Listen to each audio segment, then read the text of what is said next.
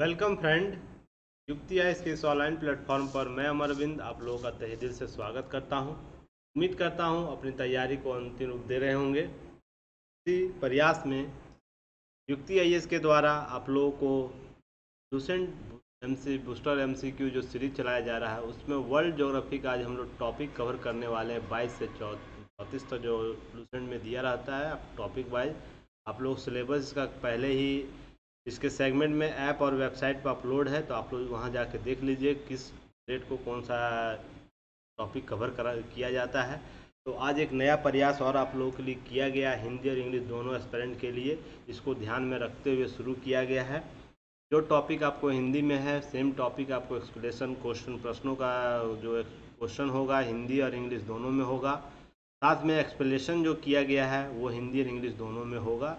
तो आप लोग दोनों एस्पिरेंट जो स्टूडेंट है इसमें शामिल हो सकते हैं, इसे देख सकते हैं और आप अपने जीएस को स्ट्रॉन्ग कर सकते हैं। सेलेक्टिव क्वेश्चन को आप लोग टॉपिक को कवर कर सकते हैं। तो आज के जो सीरीज में है तो हम लोग किन किन टॉपिक को कवर करेंगे तो उसमें देखेंगे जल संधि जो विश्व की प्रमुख जल संधि उस पर आज हम लोग कवर करने वाले हैं। विश्व की प्रमुख जल डमरू, प्रमुख नदियाँ क्या कौन कौन सी हैं, नदियों के किनारे बसे नगर कौन कौन से हैं इस पर हम लोग चर्चा करेंगे। विश्व की प्रमुख जलप्रपात, साथ में हम लोग प्रमुख झीलें, विश्व की प्रमुख पर्वत शिखर, विश्व की प्रमुख और प्रमुख पठार, द्वीप पठार और रेगिस्तान, आइलैंड है, मेजर प्लेटून है, मेजर डेजर्ट है, इस सब पर हम लोग सभी पर चर्चा करेंगे। विश्व के प्रमुख देशों की राजधानियां मुद्राएं कैपिटल और करेंसी कौन कौन से हैं, मेजर कंट्रीज जो इम्पोर्टेंट देश हैं उनकी मुद्राएं, और इससे भी प्रश्न आप लोगों को देखने को मिलता है। ये सब देखिए वन लाइनर क्वेश्चन होता है और ये अगर गलत हो जाता है आप लोगों का तो आप लोगों को सिलेक्शन का जो रेट है उसको कम कर देता है। तो मेरा स्पष्ट मानना है कि इन सब टॉपिक से जो प्रश्न आएंगे वो किसी भी रूप में नहीं छूटना चाहिए। तो इसलिए इसको ध्यान में रख के आप लोग अच्छे तरीके से कवर कीजिएगा। इन सबों से प्रश्न आने की संभावना बनी रहती है। विश्व के प्रसिद्ध स्थल से आज हम लोग कवर करेंगे। साथ में भारत की सामान्य जानकारी जो है उससे 2 से 3 प्रश्नों को आज शामिल किया गया है। तो आज हम इसको कवर कर लेंगे, उसके बाद नेक्स्ट हम लोग आगे बढ़ेंगे। और जो नए स्टूडेंट हैं वो चीज़ों को सबसे पहले इन सब चीज़ों को जानने के लिए सबसे पहले तो आप चैनल को सब्सक्राइब कीजिए और पुराने और नए दोनों चैनल को शेयर कीजिए, बेल आइकन को दबाएं ताकि सारे नोटिफिकेशन आप तक पहुंचे और आप बेहतर तरीके से तैयारी करने में सक्षम हो सके। मेरे बारे में आप लोग जान सकते हैं मैं आप लोगों को किस रूप से सेवा दे रहा हूं और किस एक्सपीरियंस होल्ड करके मैं आप लोगों के सामने आया हूं। तो उसमें मैं पोस्ट ग्रेजुएट हूँ हिस्ट्री और पब्लिक एडमिनिस्ट्रेशन लोक प्रशासन से। साथ में 6 ईयर का आपको टीचिंग एक्सपीरियंस है आप लोग को ऑफलाइन और ऑनलाइन दोनों में। साथ में 3 टाइम में इंटरव्यू फेस किया हूँ और ऑप्शनल सब्जेक्ट के रूप में मैं पब्लिक एडमिनिस्ट्रेशन साथ लोक प्रशासन को कवर करता हूँ। साथ में मॉडर्न हिस्ट्री मेरे द्वारा, पॉलिटी, आईआर इंटरनेशनल और करंट अफेयर्स का जो क्वेश्चन एनालिसिस कराया जा रहा है वो मेरे द्वारा ही कंडक्ट कराया जाएगा।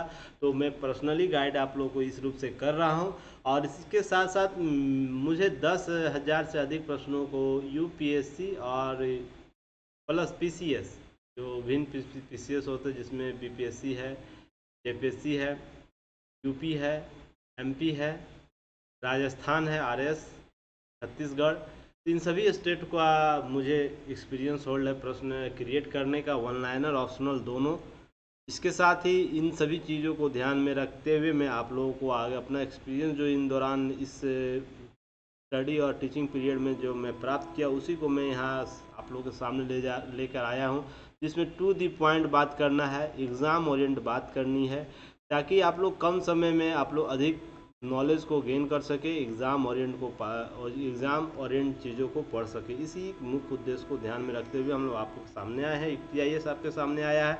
हमसे जुड़ने का विभिन्न माध्यम है जिसमें आप लोग या तो हमसे जुड़ सकते हैं, आप पीटी प्लस 1 सेकेंड होल्ड कीजिएगा। मुझे लगा रिकॉर्डिंग मैंने नहीं किया था क्या, चलिए कोई बात नहीं, होता है कभी कभी। हमसे जुड़ने का एक विभिन्न माध्यम है जिसमें आप प्ले स्टोर से प्ले स्टोर से अपना ऐप हम युक्ति आईएएस का डाउनलोड कीजिए। आप लोग को ऐसा लोगो मिलेगा, आप लोग उसे डाउनलोड कर लिए, नॉर्मल फन इंफॉर्मेशन होता है उसे शेयर करके आप इनसे जुड़ सकते हैं और उस प्लेटफॉर्म पर जो भी चीज़ें दी जा रही है सभी का आप उपयोग अपने एग्ज़ाम ओरिएंट चीज़ों को उपयोग कर सकते हैं। साथ में वेबसाइट विजिट कर सकते हैं, दिए गए नंबर से कांटेक्ट कर सकते हैं, कोई भी क्वेरी हो। यहाँ पर यूपीएससी और स्टेट पीसीएस के अलावा आपको और गवर्नमेंट कम्पिटिटिव एग्ज़ाम जिसमें SSC, banking, railway, SI, PR, FCI सभी एग्ज़ाम जितने भी central government plus state government दोनों कराती है, उसका आप लोगों को टेस्ट अवेलेबल है हिंदी और इंग्लिश में। और साथ में क्वालिटी के साथ कोई समझौता यहाँ नहीं किया जा सकता है।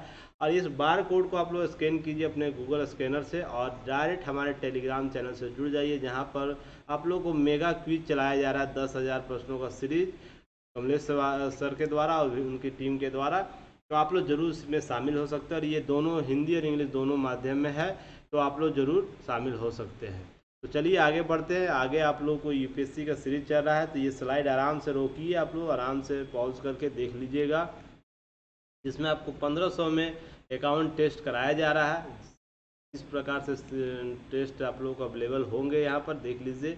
और साथ में आप लोगों को यह दोनों हिंदी और इंग्लिश दोनों एस्पेरेंट के लिए है, इन सब चीज़ों को ध्यान रखना है। साथ में यूपी पीसीएस का भी टेस्ट सीरीज चल रहा है, जिसे भी आप लोग देख सकते हैं, जिसमें 21 टेस्ट होगा, जिसका मात्र फी 299 रखा गया है, इसे आप लोग देख सकते हैं। और साथ में हिंदी और इंग्लिश एस्पेरेंट दोनों के लिए है, तो आप इसे ज़रूर, जो इच्छुक हैं, इसे ज़रूर परचेज कर सकते हैं। 67 बीपीएससी का भी सीरीज चल रहा है, हालांकि इसका एग्ज़ाम डेट क्लियर है, तो आप लोग जानते हैं इसका हाफ रनिंग हो चुका है। आपको 5 टेस्ट फुल तक हो चुका है, सब्जेक्टिव आपको फ्री टेस्ट सब्जेक्टिव साथ हो चुका है, जिसमें 21 टेस्ट आप लोगों को है। आप लोगों को 199 यहाँ पे फी रखा गया है, तो आप लोग ज़रूर इसमें शामिल हो सकते हैं। और ये दोनों एस्पिरेंट के लिए है। यहाँ पर पहले आपको वीडियो, आपको प्ले लिस्ट में जाइए, इसके वीडियो को देखिए, को प्रश्न को देखिए, उसके एक्सप्लेनेशन को देखिए, तब जाके आप परचेज कीजिए कि क्वालिटी क्या आप लोगों को दी जा रही है।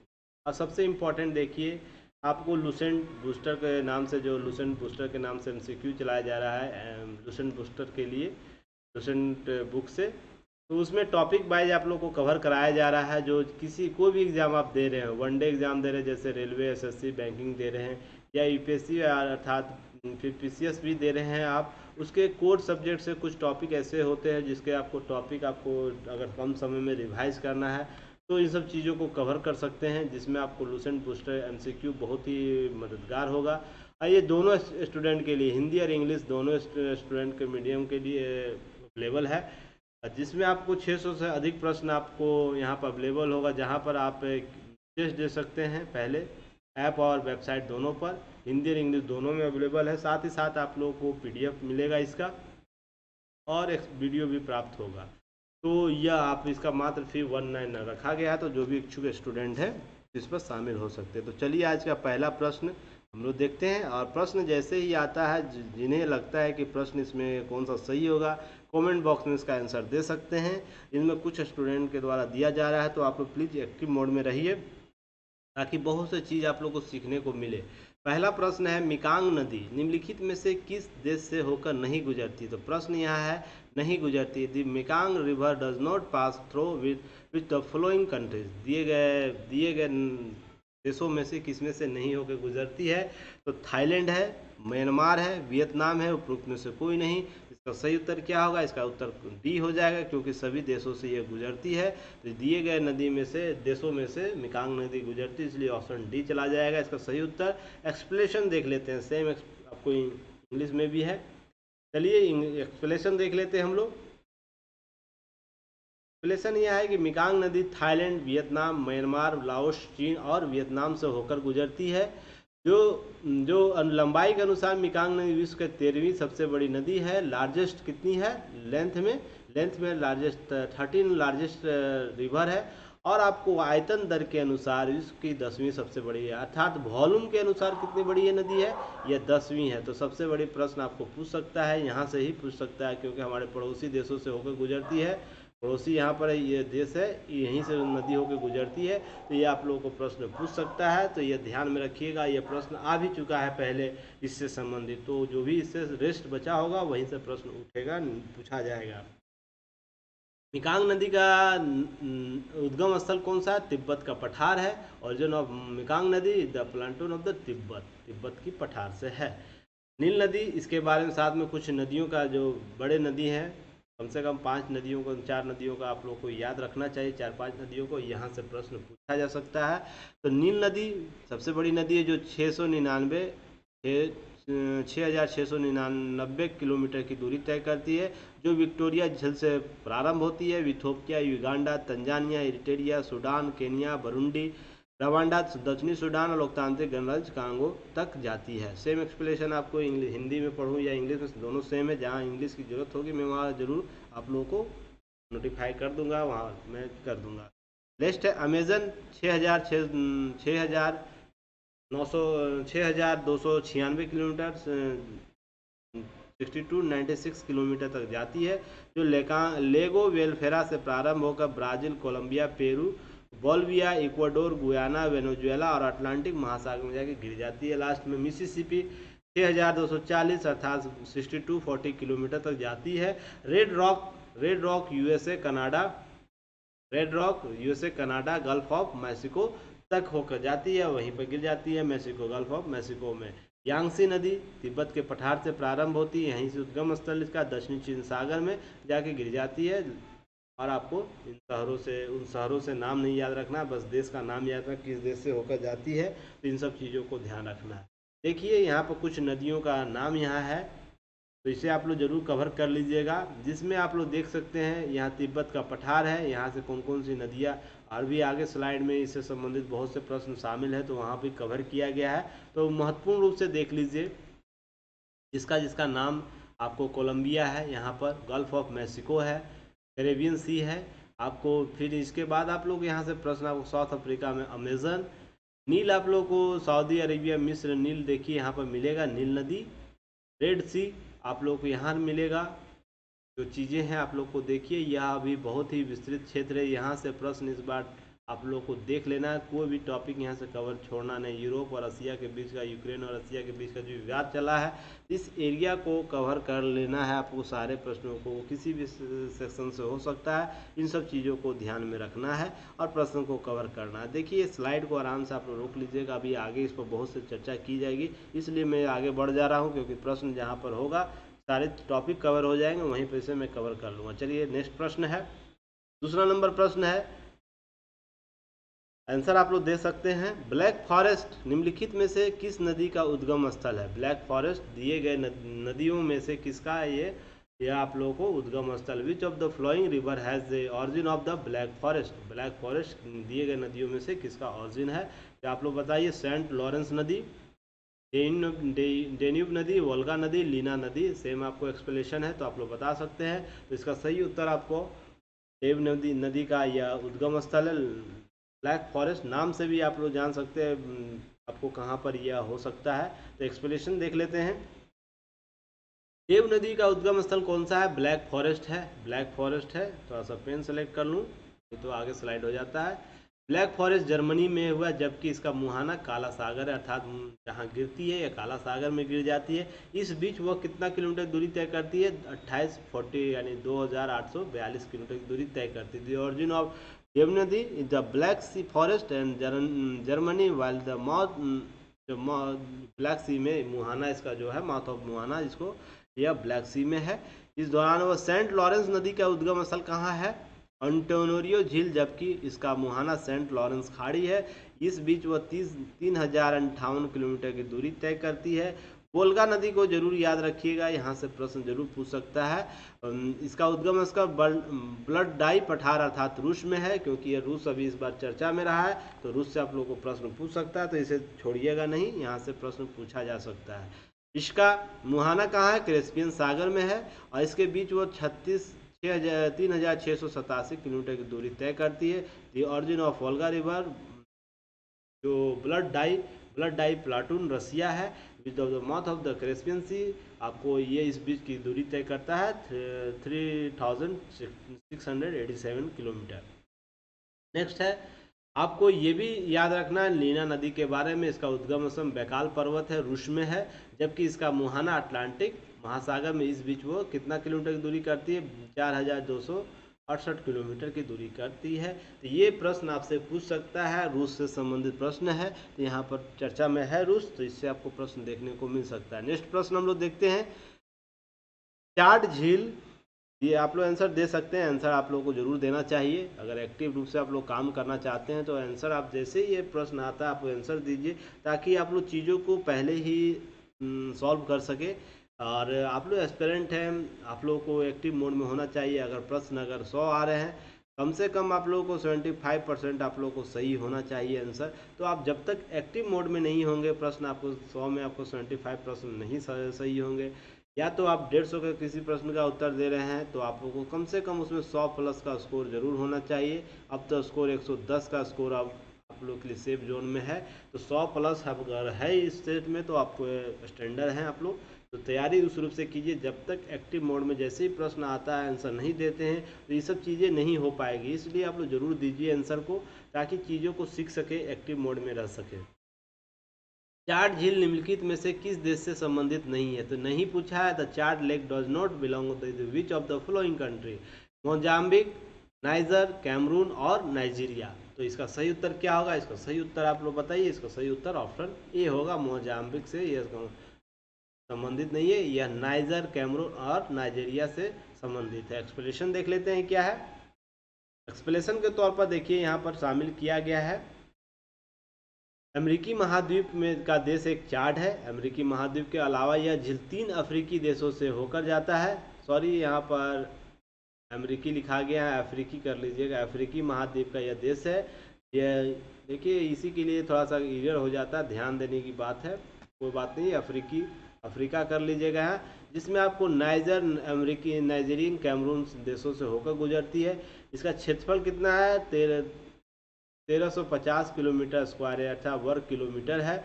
1350 किलोमीटर जल क्षेत्र, ये सब चीज़ें ध्यान रखनी है। औसत गहराई 1.5 मीटर है। सतह की ऊंचाई 286। आगम स्रोत 4 नदी है। तो आप लोग ध्यान में रखना है, ये सब ध्यान में करते चलना है। नेक्स्ट आप लोगों को इसे नोट याद रखना है। विश्व बैंक ने एक डाटा रिलीज किया हाल ही में, उससे आप लोग अपडेट कर लीजिए अपने लूसेंट बुक में। लूसेंट के बुक में आप लोग पेज नंबर आपको 101 में ये मिल जाएगा। तो इस बुक में जाकर आप लोग अपडेट कर लीजिएगा कि 1960 के दशक की तुलना में झील का जल स्तर और आकार 90% सिकुड़ गया, जबकि इसकी सतह का क्षेत्रफल 25,000 वर्ग किलोमीटर से शिखर से घटकर लगभग 1350 वर्ग किलोमीटर हो गया है। तो वर्तमान में चाड जो झील है उसका कितना हो गया? 1350 किलोमीटर स्क्वायर हो गया है। तो अपडेट विश्व बैंक ने ये किया है, जिसका मैंने आप लोग पहले भी आप लोगों को डाटा शेयर किया था, इसका ऑथेंटिक डाटा आप लोगों को टेलीग्राम पर, फेसबुक पर। तो अभी जो स्टूडेंट इसको देख रहे हैं, तो अपने 101 पेज पर जाइएगा, इस डाटा को चेंज कर लीजिएगा, क्योंकि विश्व बैंक का डाटा है तो ये महत्वपूर्ण हो जाता है। जितना भी लेख है यहाँ पर, लेख महत्वपूर्ण लेख है, उसके बारे में यहाँ जानकारी दी गई है। देखिए, पहले आप इंडिया के बगल में आइए, इंक में आपको सारे लेक को आपको बैकाल देखिए कहाँ पर है। बैकाल रसिया में, आपको अराल सी कहाँ है? यहाँ पर है। कैस्पियन सी कहाँ पर है? लेक ऑफ वैन कहाँ पर है? आप लोग ये सब चीज़ें ध्यान रखिएगा। इस बार प्रश्न आपको लेक ऑफ एशिया आप लोग ये से पूछ सकता है। आप लोग को ध्यान, विक्टोरिया, लेक ऑफ विक्टोरिया भी आप लोग को पूछ सकता है कहाँ पर है।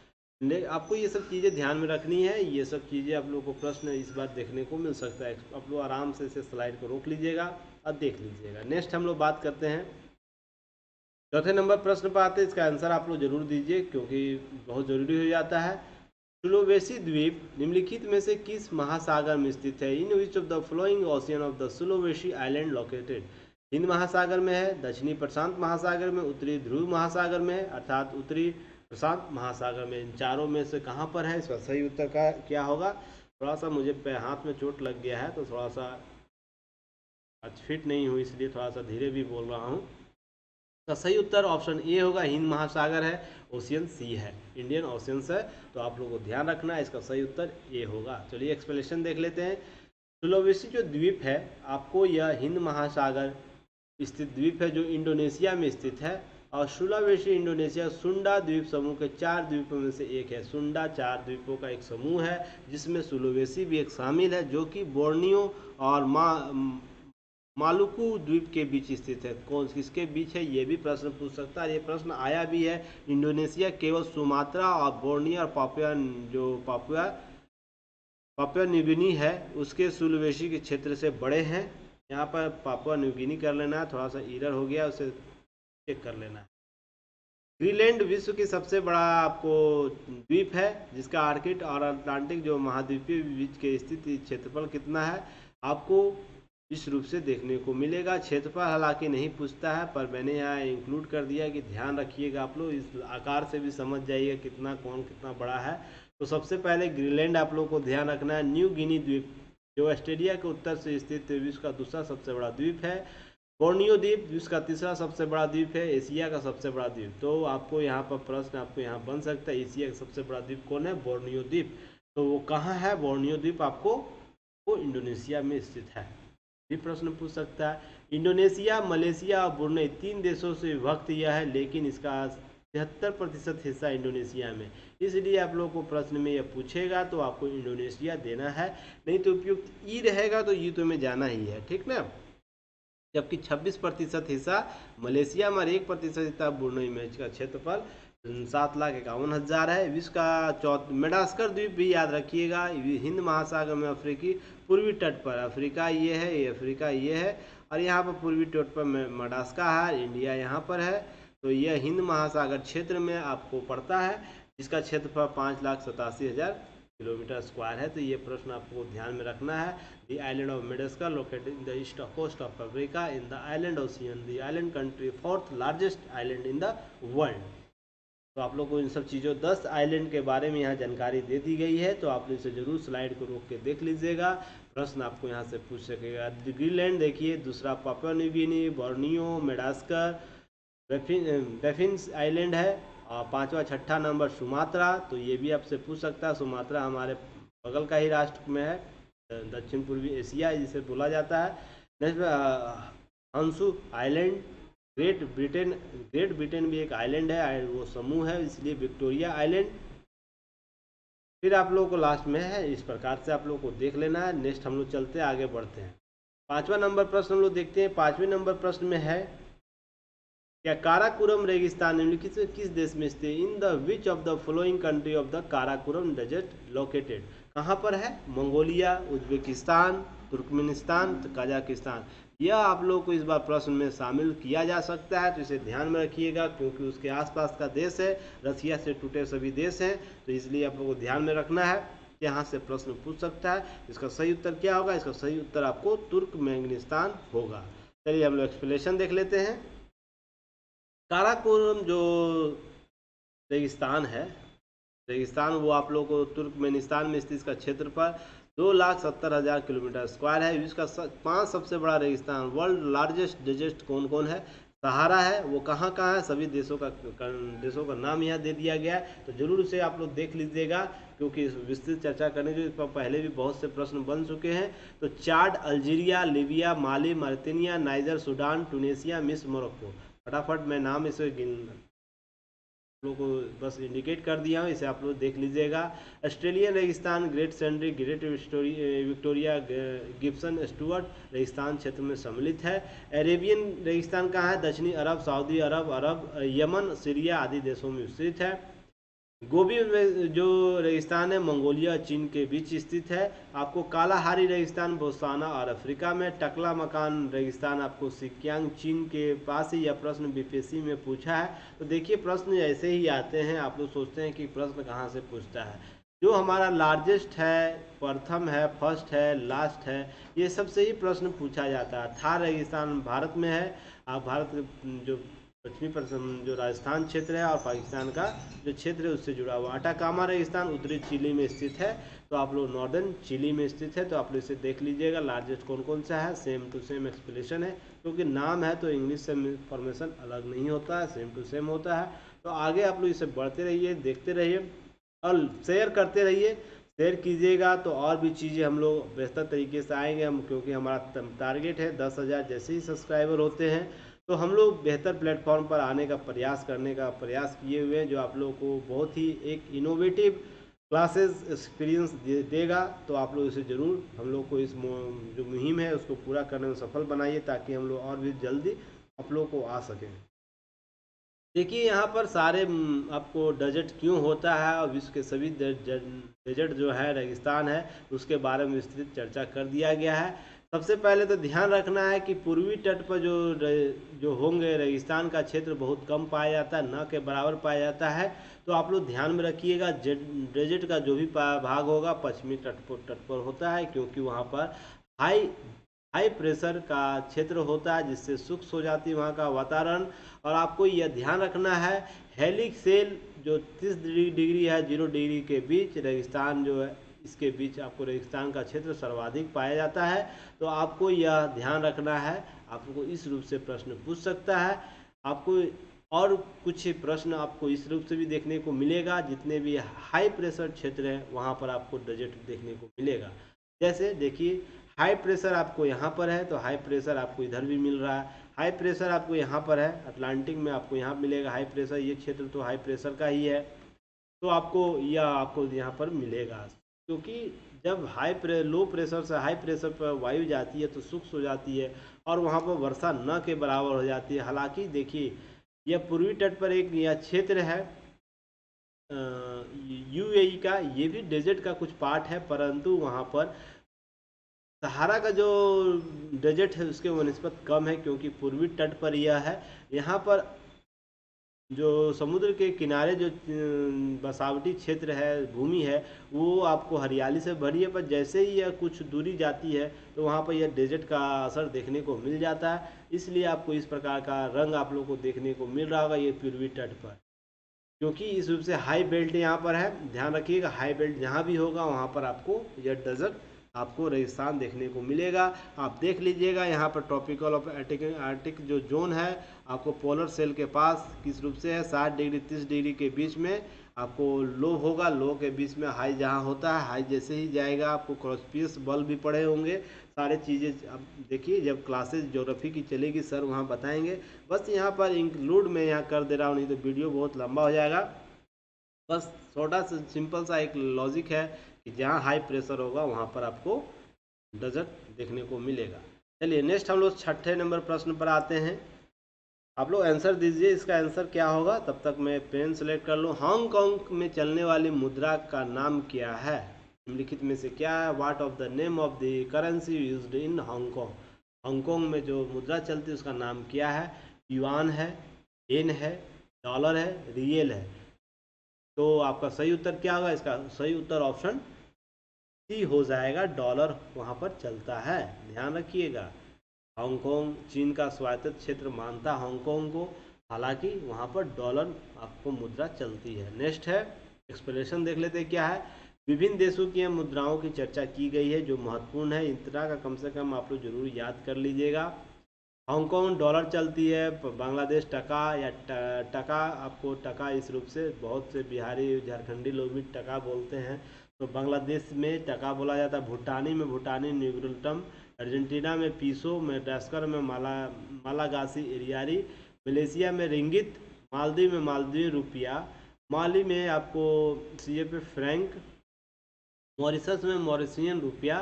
तो कितने देशों में रुपया चलता है वो अलग अलग रुपया, Indian rupees, Pakistani rupees, Mauritian rupees, बहुत से देशों में रुपीज़ चलता है। आगे चल के मैं आपको ग्राफ दिखाऊंगा, जब यूरो में आऊँगा वहाँ पर आपको दिखाऊंगा कौन कौन से देश में कौन कौन सी मुद्राएं प्रचलित है। आपको रूस में रूबल चलता है, तो इसे ज़रूर याद रखिएगा, रूस चर्चा में है तो यहाँ से पूछ सकता है। यूक्रेन में यूक्रेनियन विनिया आपको यहाँ पर चलता है, तो दोनों मुद्रा का नाम याद रखिएगा, यहाँ से प्रश्न पूछ सकता है तो जरूर इसे कवर कर लीजिएगा। रसिया और यूक्रेन को, तुर्की में लीरा चलता है, तो यह प्रश्न आपको इस रूप से भी पूछ सकता है। नेक्स्ट एक्सप्लेनेशन हम लोग देखते हैं। यहाँ पर देखिए कौन कौन सी मुद्रा किस देश में चलती है, यहाँ पर सारा वर्ल्ड का सारा मुद्रा का यहाँ आपको दे दिया गया है। तो आप लोग यूएस डॉलर किन किन देशों में चलता है, जहाँ पर डीप ब्लू है सारे जगह यूएस डॉलर चलता है। आप ध्यान रखिएगा यूएस डॉलर किस रूप से, यहाँ नहीं, आप विदेशी मुद्रा विनिमय का मत सोचिएगा, उस देश में प्रचलित मुद्रा, जैसे हमारे देश में रुपया प्रचलित मुद्रा है, वैसे उन देशों में प्रचलित मुद्रा कौन कौन सी है उसकी बात की जा रही है। नहीं तो विदेशी व्यापार तो अधिकतम 5 जो आपको ऑथराइड मुद्रा है यूएन के द्वारा, उसी के द्वारा की जाती है। हालांकि बहुत से और भी पार्ट है करने के बिजनेस, आयात निर्यात, पर यहाँ मुद्रा की बात करी जा रही है जो प्रचलित मुद्रा जो उस देश में वैलिड होती है। और सब डॉलर इस रूप से देखिए, आपको कहाँ कहाँ आप लोग को डॉलर देखने को मिलेगा। डॉलर नॉन यूएस में कहाँ कहाँ पर है, देखिए ये आपको डीम ब्लू है, तो यहाँ पे नॉन यूएस में डॉलर चलता है, इस रूप से आप लोगों को ध्यान रखना है। ब्रिटिश पाउंड कहाँ कहाँ चलता है, तो इस रूप से आप लोग देख लेते हैं। सीलिंग आप लोगों को कहाँ है, सीलिंग रूप से आप लोगों को देखने को मिलेगा। आप देखिए इसके बाद इंडियन रुपीज़ जो है, इंडियन रुपीज़ रूपी के नाम से, इंडियन रुपी इंडिया में चलता है, पाकिस्तानी रुपीज़ पाकिस्तान में चलता है। देखिए देश का नाम आपको, फिर यहाँ पर आपको दक्षिण पूर्व एशिया में कंटिन्यू यहाँ से यहाँ तक चलता है। 3 देशों में जो भी देश हैं सभी जगह ये पर इंडियन रुपीज़ चलती है, रुपीज़, और सब जगह उन देशों का नाम आगे ऐड रहता है। मेडागास्कर में भी आपको रुपीज़ चलती है, तो ये सब चीज़ें को ध्यान रखना है। तो इन सब चीज़ों को आगे बढ़ना, और जो चीज़ें आप लोग को यूज़ का आप देख सकते हैं, जो भी आपको यूज़ हो उसे आप लोग जरूर याद कर लें। नेक्स्ट हम लोग बढ़ते हैं अगला प्रश्न पर। क्या है 7वें नंबर प्रश्न पर आप लोग आंसर दे सकते हैं। क्या है आंसर आप लोग होगा, निम्नलिखित में से कौन सा देश स्थलरुद्ध या भू आवष्टिक दोनों नाम ले सकता है रूप में शामिल नहीं है। यहाँ पर नहीं पूछा गया है, तो कौन दिए गए देशों में नहीं। Win of the following country is the non included the land lock country या लॉक लैंड कंट्रीज के नाम में आप लोगों को यहाँ पर पूछ सकता है। इसमें कौन नहीं है, लुआंडा, रवांडा, पराग्वे, तुलावी। तो इसका सही उत्तर क्या होगा, सही उत्तर आपको इसका तुलावी नहीं है, ऑप्शन डी तुलावी नहीं है। यह भू आवष्टिक देश नहीं है, अर्थात स्थलरुद्ध लैंडलॉक वैसा देश, वैसा क्षेत्र जो चारों ओर पृथ्वी से, भूभाग से घिरा हुआ है, स्थल मार्ग से नहीं जुड़ा हुआ है, इस रूप से उसे भू आवष्टिक देश कहा जाता है। तो चलिए एक्सप्लेनेशन देख लेते हैं, बहुत बेहतर एक्सप्लेनेशन इस पर किया गया, इससे कोई प्रश्न आपको बाहर नहीं होगा। चलिए हम लोग देख लेते हैं क्या है। तुलावी एक ओशियन कंट्री है, ओशनियाई कंट्री है। वह देश जिसकी सभी सीमाएं या तट रेखा केवल स्थल या फिर किसी बंद सागर से मिलती है, उन्हें स्थलरुद्ध या भू आवष्टिक देश या लैंडलॉक देश कहते हैं। इन द तलावी in the oceanic country in the country whose border are the consolidate meet only land and close ocean. जो क्लोज ओशन है, जो वृहत महासागर, उससे न मिलती है क्लोज ओशन, जैसे आप लोगों को अभी मैं चित्र में दिखाऊंगा। द कॉल्ड लैंड या कंट्रीज या लैंडलॉक कंट्रीज। तो ये आप लोग को इस रूप से आप लोग को ध्यान रखना है। मान्यता प्राप्त राष्ट्रों में मिलाकर कुल विश्व में कुल कितने 43 स्थलरुद्ध है, लैंडलॉक कितना 47 लैंडलॉक कंट्रीज है विश्व में। तो सबसे पहले तो प्रश्न आपको यहाँ से पूछ सकता है, विश्व की कुल क्षेत्रफल का यह 11.4%, अर्थात लॉकलैंड कंट्री जो अडॉप्ट करता है कितना हुआ है 11.4% क्षेत्रफल को, और जबकि कुल जनसंख्या, विश्व की कुल जनसंख्या है, उसका कुल जनसंख्या का 6.9% अपने में समाहित करता है। यह 47 देश। एशिया में कितने 12 देश है स्थलरुद्ध देश, आप लोग प्रश्न यहाँ से पूछ सकता है। Nepal, Bhutan, Afghanistan, Mongolia, Kazakhstan, Turkmenistan, Uzbekistan, Kyrgyzstan, Armenia, Azerbaijan, Laos. तो आप लोगों को सेम एक्सप्लेनेशन इंग्लिश में भी है, इंग्लिश का नाम पढ़ना, हिंदी वाले तो सेम, दोनों ही सेम होता है। यूरोप में कितने 14 स्थलरुद्ध देश है, they are 14 landlocked country in the Europe है, जिसमें आप लोग को Switzerland, Andorra, Australia, Luxembourg, Vatican City, Belarus, चेक गणराज्य, Hungary, Macedonia, San Marino, Serbia, Slovakia, Moldova और लिंकेस्टीन। आपको यहाँ पर चीज़ें याद रखना, उज्बेकिस्तान और लिंकेस्टीन, आपको अभी मैं कुछ और भी बताने वाला हूँ। अफ्रीका में कुल 16 स्थलरुद्ध देश है, इथोपिया, नाइजर, माली, दक्षिणी सूडान, युगांडा, जाम्बिया, जिम्बाब्वे, मध्य अफ्रीकी गणराज्य, Botswana, Burundi, Chad, Lesotho, Rwanda, Malawi, Burkina Faso, Lesotho और स्वाजीलैंड। स्वाजीलैंड हाल ही में चर्चा में रहा है, क्यों रहा है चर्चा में, आप लोग कमेंट बॉक्स में बताइए, इसमें प्रश्न आपको क्रिएट होगा, स्वाजीलैंड क्यों चर्चा में रहा है। दक्षिणी अमेरिका के 2 स्थलरुद्ध देश है, तो प्रश्न यहाँ से पूछ सकता है कि कौन सा ऐसा देश है जहाँ पर दक्षिणी महाद्वीप है जिसमें आपको 2 स्थलरुद्ध है। तो पैराग्वे और बोलिविया आपको 2 स्थलरुद्ध जो देश है दक्षिणी में नोट आप लोग को याद रखना है क्या, सबसे बड़ा स्थल जो रुद्र या ऑब्स्ट्रिक्ट या लैंड लॉक स्टेट कौन है, कजाकिस्तान है सबसे बड़ा कजाकिस्तान है, जो कौन पर कहाँ पड़ेगा, एशिया में पड़ेगा। और दोहरे स्थल रुद्र देश, अर्थात एक तो स्थल रुद्र पहले से वो देश और उस देश के बीच में भी एक देश है, तो वो कौन है, केवल दो ही देश वर्ल्ड में ऐसे हैं जो दोहरे स्थल रुद्र क्षेत्र से जुड़े हुए, एक उज्बेकिस्तान और एक लिकेंटेनस्टीन।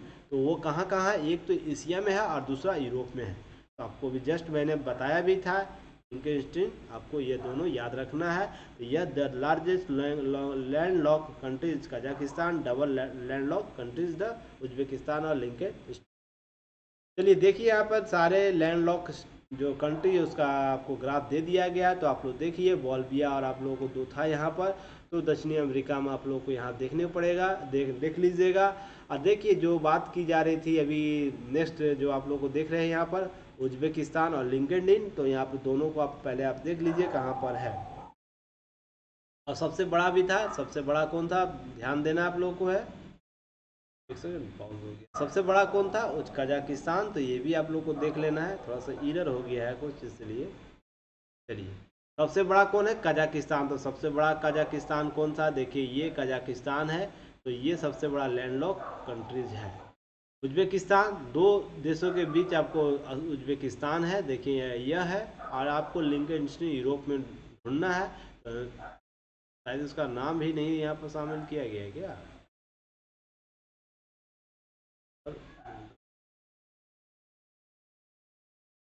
यहाँ पर नाम ही शामिल नहीं है इसका, कोई बात नहीं, होता है। लिंकेडिन आप लोगों को यहाँ पे मिलेगा, तो वो देश आप लोग देख लीजिएगा। और साथ में हम लोग आगे भी बढ़ते हैं, चलिए, और साथ में जो भी चीज़ें हैं कवर करते रहना है कि कौन कौन से टॉपिक आप लोगों को कहाँ पर मिलेगा। आप लोगों को कम से कम एशिया का याद रखना चाहिए, एशिया में कौन कौन से लैंड लॉक स्टेट है। मंगोलिया देख लीजिए, मंगोलिया कहाँ पर है, मंगोलिया चीन के ऊपर और रसिया के बीच में है लैंड लॉक स्टेट। चलिए 8वें नंबर प्रश्न पर हम लोग आते हैं। यह प्रश्न हालांकि डिज्नीलैंड की स्थापना निम्नलिखित में से किस वर्ष किया गया था, Disneyland was found in the which of the flowing year, 1991 में, 1993 में, 55, 1997 में। तो इसका सही उत्तर आपको क्या होगा, सही उत्तर आपको सही उत्तर ऑप्शन सी होगा, ऑप्शन सी हो जाएगा, 1995 का सही उत्तर हो जाएगा। चलिए एक्सप्लेनेशन देख लेते हैं। चलिए एक्सप्लेनेशन के तौर पर है, डिज्नीलैंड जो था एक मनोरंजन पार्क है, वो आप सबसे पहले डिज्नीलैंड कहाँ, अमेरिका के कैलिफोर्निया एनाहीम में स्थित किया गया था, और इसकी स्थापना 27 जुलाई 1955 को की गई थी। डिज्नीलैंड का निर्माण वाल्टर इलियास डिज्नी के द्वारा किया गया था। हालांकि अब डिज्नीलैंड सभी देशों में अवेलेबल हो गया है, छोटे बड़े स्तरों पर, तो ये आप लोग को ध्यान रखना है। डिज्नीलैंड जो announcement the park the located Anaheim California US, the origin of the Disneyland कितना कब किया गया, जुलाई 27, 1955। यह वाटर इलियास डिज्नी के द्वारा किया गया था। अब हालांकि बहुत से प्रारूप इसके देखने को मिलता है। नेक्स्ट प्रश्न है, 9वां प्रश्न देख लेते हैं। यह बहुत ही महत्वपूर्ण प्रश्न है, इस बार इससे भी प्रश्न आपको देखने को मिल सकता है। निम्नलिखित में से कौन सा देश यूरो मुद्रा को नहीं अपनाया है, निम्नलिखित में से कौन सा देश यूरो मुद्रा को नहीं अपनाया है। तो आपको, in which of the following country has not adopt euro currency, Azerbaijan है, माल्टा है, अंडोरा है, लातविया है, या कौन ऐसा देश है जो यूरो जो मुद्रा है, यूरो करेंसी है, उसको नहीं अपनाया है। तो सही उत्तर क्या होगा, अजरबैजान, जिसने अभी नहीं अपनाया। हालांकि अभी मैंने जस्ट ऊपर बताया भी था आपको मुद्रा के बारे में, ध्यान दिए होंगे। तो माल्टा का नाम, अंडोरा का नाम, लातविया का नाम मैंने इंक्लूड भी किया था। तो आप लोग एक्टिव मोड में रहिएगा तो फटाफट आंसर दे सकते हैं, नहीं तो चीज़ें सामने रहेगी, प्रश्न आ जाएगा एग्जाम में तो आप बोलिएगा फिर प्रश्न हमसे कैरी नहीं हुआ, वो सही नहीं हुआ, गलत होके चला आया।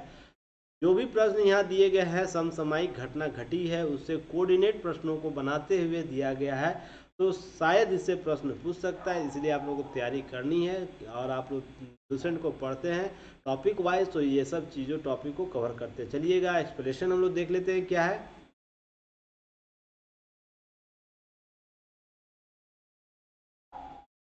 चलिए एक्सप्लेनेशन हम लोग देख लेते हैं। यूरो मुद्रा का चिन्ह सी के बीच में दो डंडी होता है, जैसे भारत का कैसे है, भारत का ऐसे है। डॉलर कैसे है, डॉलर एस के बाद बीच में है। तो आप इस रूप से देखिएगा, इस प्रकार से प्रश्न आपको पूछ सकता है। 28 देशों में से 19 देशों ने आधिकारिक मुद्रा के रूप में सामूहिक रूप से यूरो जोन कहा जाता है। वर्तमान में यूरो का उपयोग करने वाला देश कौन कौन से? ऑस्ट्रिया है, बेल्जियम है, Cyprus, Estonia, Finland, France, Germany, यूनान, Ireland, Italy, Latvia, Lithuania, Luxembourg, Malta, Netherlands, पुर्तगाल, स्लोवाकिया, स्लोवेनिया, स्पेन। तो ये मुद्रा जो है यूरो मुद्रा को अपनाती है। अब यहाँ ध्यान देने वाली बात है, प्रश्न यहीं से फंसाएगा आप लोग, ट्रिकी बनाना होगा एग्जामिनर को, तो यहीं से बनाएगा। यूरोपीय संघ में नहीं है, फिर भी यूरो मुद्रा का उपयोग करते हैं। कौन कौन सा देश है? तो 5 देश ऐसे हैं, वेटिकन सिटी है, Montenegro, San Marino, Monaco, Andorra. ये 5 जो देश हैं ये यूरोपीय संघ के सदस्य नहीं, फिर भी यूरो मुद्रा को यह उपयोग करते हैं। नेक्स्ट है, यूरो मुद्रा का प्रयोग नहीं करते लेकिन एकल यूरो भुगतान क्षेत्र का हिस्सा है। जो एकल मुद्रा कॉन्सेप्ट लोग अपनाया है यूरोपियन कंट्री के द्वारा, उसमें इन देशों के द्वारा भी अपनाया गया है, जो सरलीकृत बैंक हस्तांतरण की अनुमति देता है। तो इस रूप से आप लोगों को ध्यान रखना है, यहाँ से भी प्रश्न पूछ सकता है। जैसे बुल्गारिया है, क्रोएशिया है, चेक गणराज्य, डेनमार्क है, हंगरी है, आइसलैंड है, Liechtenstein, Norway, Poland, Romania, Sweden, Switzerland, United Kingdom. यह देश है जो यूरो मुद्रा का उपयोग नहीं करता, परंतु एकल मुद्रा भुगतान अर्थात इस रूप से उपयोग में लाता है। तो प्रश्न ऐसे भी पूछ सकता है, तो ध्यान रखिएगा। ध्यान यहाँ रखिएगा, कोसोवो के बारे में जरूर याद रखिएगा आप लोग, इसके बारे में यहाँ से प्रश्न पूछ सकता है। सभी देश कोसोवो को स्वतंत्र राष्ट्र नहीं मानते, हाल मान्यता नहीं देते, परंतु यह यूरो मुद्रा का उपयोग करता है। तो प्रश्न यहाँ से ये भी पूछ सकता है, euro not country recognized Kosovo in the independent nation, it's use euro countries. तो ये ध्यान में रखने की बात है। यूरो मुद्रा से संबंधित सारी चीज़ों को यहाँ कवर कर दिया गया है। अब यूरो मुद्रा कहाँ कहाँ चलता है, तो इसे ग्राफ में देख के आप लोग याद कर लीजिएगा, क्योंकि ग्राफ कभी भूलिएगा नहीं। करेंसी जो करंट का यूरो जोन है, तो आपको इस कलर से दिया गया है, तो देख लीजिए कहाँ आयरलैंड है, France, Spain, Portugal, Andorra, Belgium, Netherlands, Germany, Luxembourg, Italy, San Marino, सलावा, ऑस्ट्रिया।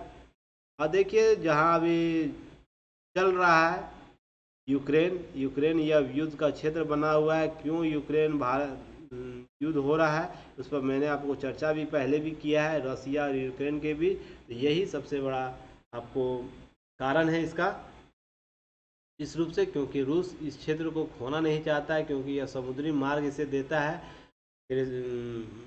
और जोड़ने के लिए व्यापारी, क्योंकि यह व्यापार जो ऊपरी क्षेत्र है यह शीत ऋतु में बंद हो जाता है पूरी तरह, तो इसलिए इस मार्ग को वो खोना नहीं चाहता, एक सबसे बड़ा कारण। दूसरा सबसे बड़ा कारण है यूरो जोन में यह शामिल नहीं हो, यूरो अर्थात यूरोपियन कंट्री है, नाटो संगठन है, उसमें इसे शामिल होने से रोकना चाहता है रूस, ये सब कारण है। तो ये सब चीज़ें चर्चा में जब आ जाएगा तो ये भी प्रश्न आपको पूछ सकता है।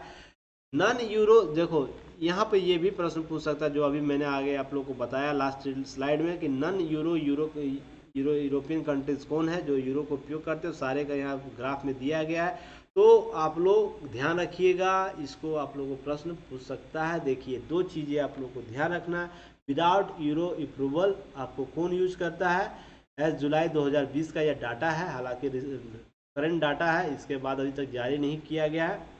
मोंटेनीग्रो कोसोवो देखिए कहाँ है, तो प्रश्न यहाँ से भी पूछ सकता है, इसके आसपास के देश कौन कौन सा कंट्री है, तो ये प्रश्न आपको पूछ सकता है। तो ये ग्रीस से मिलता है, बुल्गारिया से मिलता है, तो आपको ये सब प्रश्न पूछ सकता है, तो ध्यान रखना है, ये भी प्रश्न पूछे जाने की संभावना है। नेक्स्ट है 10वें नंबर प्रश्न, जल्दी अब वीडियो समाप्त हो जाएगा, आप लोग थोड़ा सा वेट एंड वॉच कीजिए। चलिए 15 प्रश्न ही शामिल किया गया है। जुबा निम्नलिखित में से किस देश की राजधानी है, तो राजधानी, देश और राजधानी से भी प्रश्न पूछता है, तो महत्वपूर्ण जो राजधानियाँ उससे प्रश्न पूछा जाए, यहाँ पर क्रिएट किया गया है।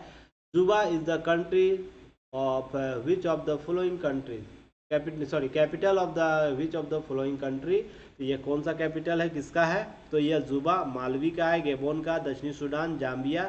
तो इसका सही उत्तर क्या होगा, सही उत्तर ऑप्शन सी, दक्षिणी सूडान का यह राजधानी जुबा है। जुबा ध्यान रखिएगा, जुबा कहाँ है, दक्षिणी सूडान का, साउथ सूडान का है। सोल्यूशन हम लोग देख लेते हैं। एक्सप्लेनेशन में है दक्षिणी सूडान की राजधानी कौन है? जुबा। जबकि मालवी राजधानी कहाँ है? लिलोंगवे। और गैबोन की राजधानी लिब्रेविल। जबकि जाम्बिया की राजधानी लुसाका है। सेम एक्सप्लेनेशन आपको सेम है, तो राजधानियों के संदर्भ में आप लोग ये सब ध्यान रखना। हालांकि कुछ और भी पेज नंबर 103 में जाके आप लोग कुछ और भी देश की राजधानियाँ याद कर सकते हैं जिन्हें इच्छुक हो। नेक्स्ट हम लोग बात करते हैं 11वें नंबर प्रश्न पर। क्या है? संयुक्त अरब अमीरात में शामिल निम्नलिखित कौन सा शहर नहीं है? निम्नलिखित दिए गए शहर में कौन संयुक्त अरब अमीरात का शहर नहीं है? चर्चा में रहा है संयुक्त अरब अमीरात, क्योंकि वहाँ पर नेक्स्ट फ्यूचर म्यूजियम खोला गया है, बहुत सी चीज़ें की गई है। तो आपको प्रश्न ऐसे भी पूछा जा सकता है, तो ये सब चीज़ों को ध्यान में रखिए। जो विश्व में भारत में घट रहा है प्रश्न वहीं से होगा, तो उस प्रश्नों को करंट को ध्यान में रख के अपने जो मेन स्ट्रीम क्वेश्चन बनता है वहाँ से आप लोगों को बेसिस आप लोगों को ध्यान रखना है। विच of the flowing city is not include the United Arab अमीरात? तो अजमान है, हनोई है, फुजरा है, या अल कुवैन है? तो कौन सा यह शहर नहीं है? इसका सही उत्तर आपको ऑप्शन बी हनोई नहीं है। नेक्स्ट हम लोग देख लेते हैं, क्योंकि विशेष जो दिया गया वो है। एक्सप्लेनेशन देख लेते हैं, बहुत ही महत्वपूर्ण एक्सप्लेनेशन है, आप लोगों को याद रखना चाहिए ये सब चीज़ें, क्योंकि संयुक्त अरब अमीरात से हमारे भारत के रिश्ते बहुत बेहतर है। बहुत ही वहाँ पर हमारे कंट्री के जो वर्कर वहाँ जाते हैं, काम करते हैं, सबसे बड़े अरब कंट्रियों में वहाँ पर स्थान रहता है, इसलिए उससे संबंधित चीज़ों को आप लोगों को पता होनी चाहिए। संयुक्त अरब अमीरात फारस की खाड़ी से संलग्न अरब प्रायद्वीप का भाग है, जो 7 अमीरातों अर्थात 7 शहरों से मिलकर बना है। जो 7 अमीरातों में अबू धाबी सबसे बड़ा है, अबू धाबी सबसे बड़ा है, हालांकि राजधानी भी उसका। अजमान, दुबई, फुजेरा, रस अल खैमा और शाहजहां अल कुवैत, ये 7 आपको शहर है। तो आप लोग ध्यान रखिएगा, प्रश्न पूछ सकता है। और शाहजहां आप लोग कौन नहीं जानता है, क्रिकेट का मैच होता है, ये सब चीज़ें आप लोगों को ध्यान रखनी है। वर्ष 1968 में ब्रिटेन से स्वतंत्रता, आफ्टर जो independent Britain in the year 1968, 6 अमीरातों से मिलकर यूए की स्थापना की गई। कब? 1971 में। 6 जो अमीरात टुगेदर इम्बिस्ड जो था एस्टेब्लिश्ड किसने किया था? यूएई को किया था 1971 में।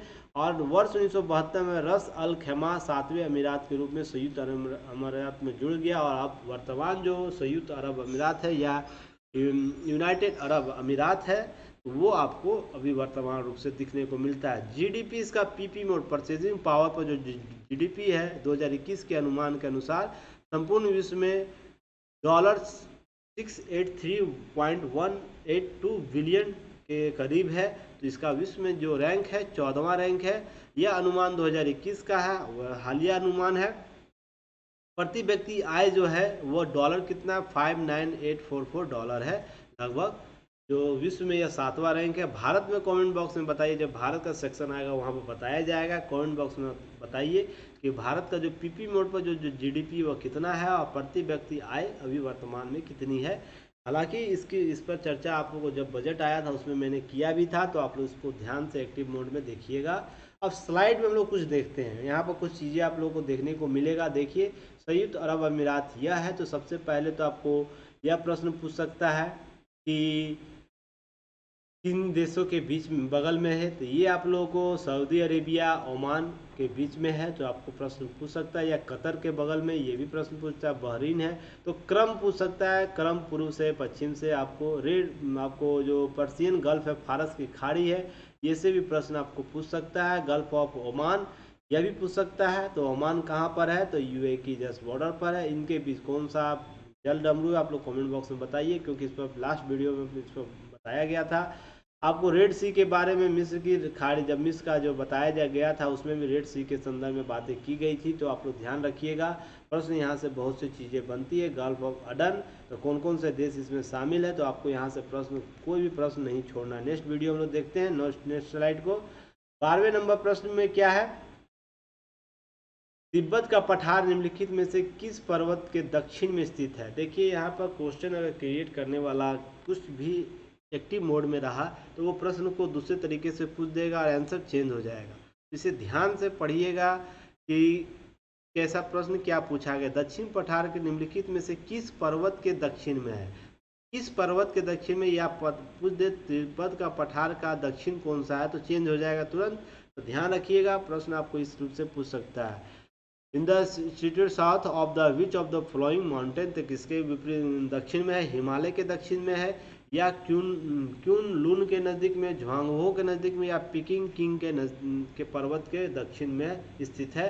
तो प्रश्न आपको इसका सही उत्तर ऑप्शन बी हो जाएगा, क्यून लून पर्वत के दक्षिण में यह स्थित है। एक्सप्लेनेशन हम लोग देख लेते हैं, एक्सप्लेनेशन क्या है। एक्सप्लेनेशन के तौर पर आप लोग यहाँ देख सकते हैं, तिब्बत का पठार जो हिमालय के उत्तर और क्यून पर्वत के दक्षिण में है। तो देखिए यह इंडिया है, यह इंडिया है, ठीक।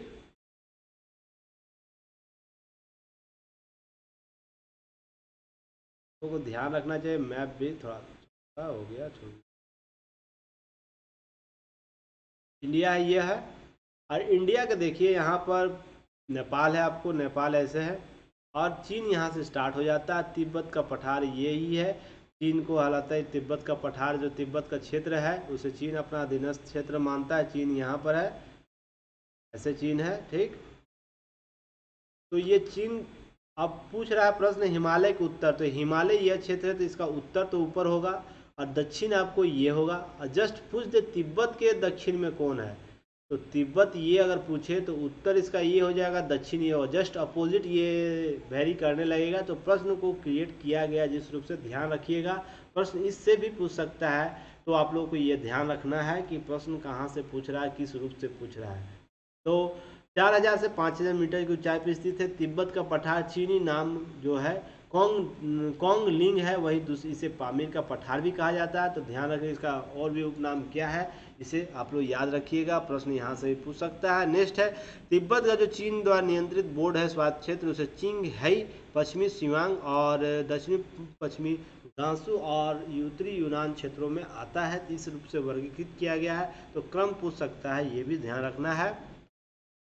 भारत का लद्दाख जो तिब्बत का पठार पर ही स्थित है, इसका विस्तृत क्षेत्र जो लद्दाख है का जो आता है, यह लद्दाख का क्षेत्र विस्तृत क्षेत्र लद्दाख तक आता है। तो यह भी आप लोगों को ध्यान में रखना है। भारत की महत्वपूर्ण ब्रह्मपुत्र नदी दक्षिण तिब्बत से शुरू होती है, दक्षिण तिब्बत से शुरू होती है। अब ये स्लाइड में आप लोग मैप में दिखाऊंगा। एशिया की बहुत सी प्रमुख नदियाँ जैसे साल्विन नदी, मिकांग नदी और यांगसी कियांग नदी आपको यहाँ से बहती है।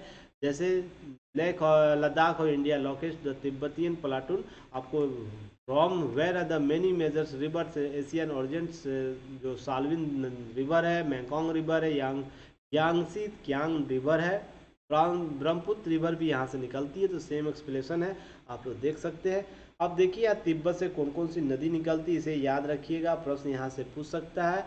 तो तिब्बत से तो पहले इंडस नदी निकलती है, ध्यान रखिएगा। सतलज भी निकलती है, गंगा भी निकलती है, गंगोत्री से हालांकि निकलती है गंगा, उसका विभिन्न नाम है, पर उसी का विस्तार जो लद्दाख क्षेत्र तक है, नेपाल के क्षेत्र तक है। तो यह नाम आप लोग को याद रखना है आपको। फिर उसके बाद जो यमुना यांगझुम रिवर है, जो यहाँ से देखिए आपको यांगसी रिवर है, मिकांग रिवर है। तो आप लोग को ध्यान रखना है, ये भी ब्रह्मपुत्र नदी है, जो आपको यहाँ पे इंडिया में आके ब्रह्मपुत्र होता है, यहाँ पे यांगजी नदी हो जाता है। तो आपको माउंट जो कैलाश है, तो आपको ध्यान रखना है, ये सब चीज़ें आप लोगों को प्रश्न पूछ सकता है तिब्बतियन से। देखिए आपको येलो नदी भी इससे निकलती है। ये आपको मेकांग नदी रिवर देखिए कहाँ कहाँ से जाती है, किस किस देश से, लोआस से जाती है आपको, फिर थाईलैंड से जाती है, कंबोडिया से जाती है। तो ये सब प्रश्न वियतनाम से जाती है। तो ये सब प्रश्न आपसे पूछ सकता है। तो ये सब चीज़ों को ध्यान रखना है, प्रश्न कहाँ से पूछा जाएगा। नेक्स्ट हम लोग बात करेंगे, यह बहुत ही महत्वपूर्ण प्रश्न है, हमारा पड़ोसी देश है, वहाँ से प्रश्न आपको बन सकता है। ध्यान रखिए, चटगांव निम्नलिखित में से किस नदी के किनारे बसा। हम लोग महत्वपूर्ण शहरों को ध्यान में रखते हैं। ये चटगांव कभी हमारे मॉडर्न काल में महत्वपूर्ण रहा चर्चा में रहता था यह शहर। तो वो कोस नदी पर इसे आप लोग जानना चाहिए, प्रश्न यहाँ से पूछ सकता है। तो इन सब चीज़ों को ध्यान रखना है। पद्मा नदी के किनारे गंगा नदी है, सुईलेख या कर्णफूल नदी के किनारे है। जो चटगांव है, जो city is the situated on the bank of the which of the flowing river. Chittagong निम्नलिखित किस किनारे बसा हुआ है, तो इसे ध्यान में रखते हुए प्रश्न को देखिएगा। तो सही उत्तर इसका होगा कर्णफुल नदी के किनारे यह बसा हुआ है। ऑप्शन डी सही होगा। चलिए एक्सप्लेनेशन देख लेते हैं। कुछ विश्व के प्रमुख नदी है उसका नाम दिया हुआ है, किस शहर के किनारे बसा हुआ है, कौन सा नदी के किनारे कौन सा शहर बसा हुआ है, ध्यान में रखिएगा। पूछ सकता है वाशिंगटन कहाँ पर है, यूएस पोटोमैक नदी के किनारे, बार बार यहाँ से प्रश्न पूछा जाता है। न्यूयॉर्क हडसन नदी के किनारे, वियना ऑस्ट्रिया में है, बेलग्रेड सर्बिया में, और बुडापेस्ट हंगरी में जो डेन्यूब नदी के किनारे स्थित है। तो यहाँ से प्रश्न पूछ सकता है। सेम एक्सप्लेनेशन आपको इंग्लिश में है तो हिंदी वाले को ही एक्सप्लेन कर देता हूँ, नाम ही तो पढ़ना है। यांगून म्यांमार के किनारे इरावदी नदी, से याद रखिएगा, यहाँ से प्रश्न पूछ सकता है। लाहौर काबुल में, मास्को मस्कावा नदी जो मास्को रूस में है, मास्को शहर, वो मस्कावा नदी के किनारे है।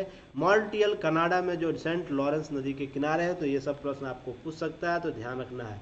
चलिए 14वां नंबर प्रश्न क्या है, यह बहुत ही महत्वपूर्ण प्रश्न है, इसे आप लोग अच्छे से देख लीजिएगा, क्योंकि जब लद्दाख और केंद्र शासित प्रदेश बना है जम्मू कश्मीर, तो आंकड़े कुछ चेंज हो गए हैं। निम्नलिखित में से भारत के कितने राज्य या केंद्र शासित प्रदेश किसी न किसी रूप से विदेशी सीमा से साझा करते हैं? अगर केंद्र शासित प्रदेश पूछे तो अलग ऑप्शन हो जाएगा, केवल राज्य पूछे तो अलग ऑप्शन हो जाएगा। मैं यहाँ दोनों को ऐड करके पूछ दिया हूँ, मैं यहाँ पर क्रिएट कर दिया हूँ क्वेश्चन, और बाद में मैं एक्सप्लेन में आप लोग को अलग कर दिया हूँ, तो आप लोग अच्छे तरीके से देख लीजिएगा।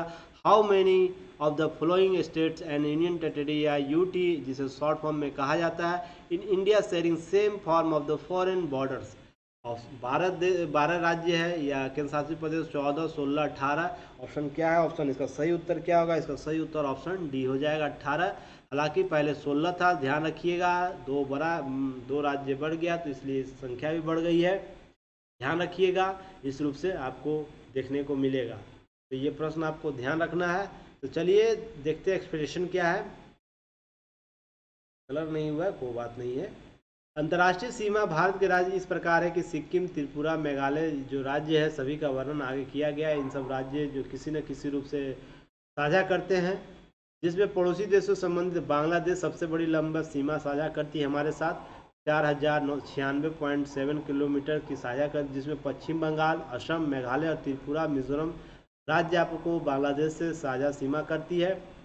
नेक्स्ट है चीन, 3488 किलोमीटर की हमें सीमा साझा करती है, 4 राज्य से साझा सीमा करती है, एक यूटी से करती है, लद्दाख से वो करती है। हिमाचल प्रदेश, उत्तराखंड, सिक्किम, अरुणाचल प्रदेश 4 राज्य हैं। पाकिस्तान हमारी सीमा साझा करती है लगभग 3323 किलोमीटर, 3 राज्य और 2 यूटी जिसमें जम्मू कश्मीर और लद्दाख, पंजाब, राजस्थान और गुजरात आपको शामिल है। नेपाल हमसे 5 राज्य हमारे राज्य हैं जो नेपाल की सीमा साझा करते हैं, जिसमें उत्तराखंड, उत्तर प्रदेश, पश्चिम बंगाल, सिक्किम और बिहार है। यह महत्वपूर्ण हो जाता है। नेक्स्ट म्यांमार जो है से 4 राज्य आपको हमारे राज्य सीमा साझा करती है उस म्यांमार देश से, जिसमें अरुणाचल प्रदेश, नागालैंड, मणिपुर, मिजोरम है। भूटान 4 राज्यों से सीमा साझा करती है, जिसमें सिक्किम, पश्चिम बंगाल, असम, अरुणाचल प्रदेश है। और अफगानिस्तान 106 किलोमीटर जो हमारे सबसे कम है, तो एक यूटी से जम्मू कश्मीर से अपनी सीमा साझा जम्मू कश्मीर हो गया, यहाँ लद्दाख होगा, इधर थोड़ा कर लीजिएगा ठीक, यहाँ लद्दाख होगा, अफगानिस्तान सीमा साझा करती है, कुछ इरर हो जाता है के लिए सॉरी, फिर भी बहुत कम इरर किया जाता है, कम से कम बहुत बार रेफर होता है, फिर भी ह्यूमन इरर है, ये सब चीज़ें थोड़ा ध्यान रखने की चीज़ है, जिससे मैं अपडेट तो कर ही देता हूँ। अफगानिस्तान अब लद्दाख से सीमा साझा करती है, पहले जम्मू कश्मीर थी। चलिए हम लोग नेक्स्ट बात करते हैं इस मैप में। देखिए मैप में बहुत सी चीज़ें कवर हो जाती है, अगर वहाँ इरर भी होता है यहाँ सुधार लेना है, यहाँ से बहुत से प्रश्न आपको बन सकते हैं। तो देखिए अफगानिस्तान सीमा यहाँ साझा करती है 100 किलोमीटर का। नेपाल से सीमा साझा कौन कौन सा स्टेट करता है यहाँ पर दिया हुआ है आपको। चाइना से कौन कौन सा करता है, सारे स्टेट का नाम यहाँ आप लोग देख सकते हैं। बांग्लादेश से कौन करता है। साथ में यहाँ से प्रश्न आपको ये भी पूछ सकता है, समुद्र से कौन कौन से राज्य की सीमा साझा होता है। तो आप लोग इसे याद रख लीजिएगा क्रम। गुजरात हुआ, गुजरात हुआ, महाराष्ट्र हुआ, गोवा हुआ, कर्नाटका, केरला, तमिलनाडु, आंध्र प्रदेश, उड़ीसा, आपको वेस्ट बंगाल, आपको ये राज्य आपको जो समुद्री सीमा साझा करती है। केंद्र शासित प्रदेश में अंडमान निकोबार द्वीप समूह और लक्षद्वीप, आपको पुदुचेरी भी समुद्री सीमा साझा करती है। तो आपको प्रश्न यहाँ से पूछ सकता है। 3 यूटी आपको जो है आपको साझा करती है समुद्र से, और आपको इधर स्टेट हो गया पश्चिमी तट पर 4 राज्य हो गया, 1 2 3 4 5 राज्य हो जाएगा, जिसमें गुजरात, महाराष्ट्र, गोवा, कर्नाटका और केरला।